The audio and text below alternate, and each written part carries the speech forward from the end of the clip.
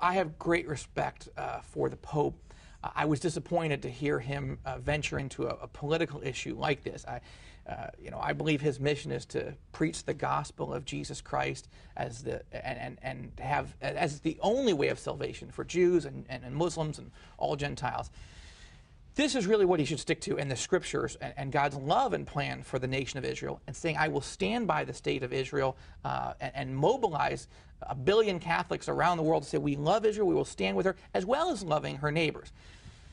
A Palestinian state with sovereignty, with the ability to make strategic alliances with Syria, with Iran, to build a missile force, to build an air force, to build a navy, would be an absolute disaster for Israel, particularly as the leadership there in the West Bank and Gaza are currently structured. What would a Palestinian state mean for Christians living in that state?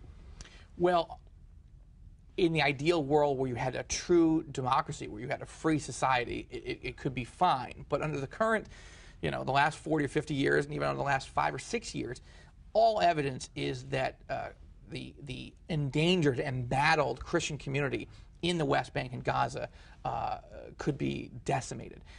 In Gaza, there's now just a handful of followers of Jesus Christ because there's been a series of murders and terrorist attacks against Christian bookstores and Christian leaders and Christian churches.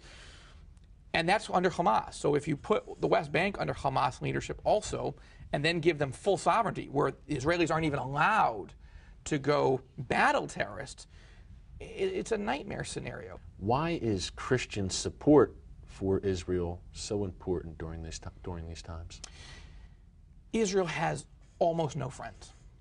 I mean, diplomatically, you can really point to just a handful of countries on the planet that understand Israel's situation and are standing with Israel. I think of Prime Minister Harper from Canada as being an evangelical prime minister who understands Israel is standing with her.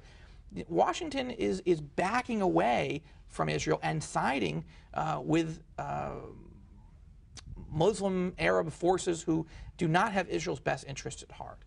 This is a problem. So Christians become the last refuge of friends for the Jewish people and the state of Israel. And I think we need to mobilize a global movement of Christ followers who will learn about Israel's situation, pray faithfully for the peace of Jerusalem, give to ministry of blessing Israel, and go visit Israel, particularly at this critical moment.